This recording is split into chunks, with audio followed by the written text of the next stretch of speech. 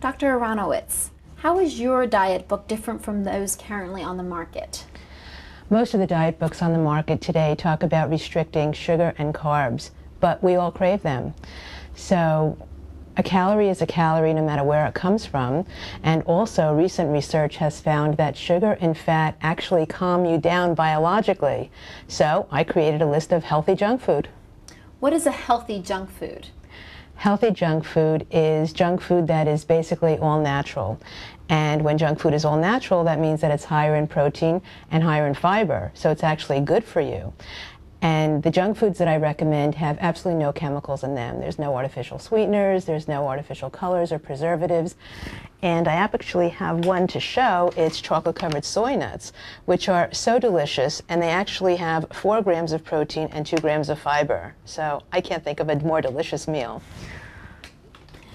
NutraSweet and artificial sweeteners seem to be in everyday diet foods on supermarket shelves. Is this the secret to weight loss? No. When I was at Columbia University, I found out that NutraSweet could actually stimulate appetite. I was so blown away that the diet product of the century could actually make you hungrier. So after I began reading about it, I found that it also could cause headaches and actually contribute to depression. It's just not satisfying, and it could be dangerous. Let's be honest, can I really eat pasta and pancakes and maintain my weight? Yes, you absolutely can. But you need some guidelines. Everybody needs some guidelines. And the USDA recommends that women eat approximately 1,600 calories a day, give or take for amount of activity level. But what I do with my patients is I suggest that they times that by 7 and get a caloric total for the week of something like 11 or 12,000 calories. So certainly you can have whatever you want, but stick to 11 or 12,000 calories. What kind of emotional issues contribute to being overweight, and what can people do about them? Emotional issues do contribute to being overweight. People often eat when they're upset, angry, sad, bored, depressed, and that could be very fattening.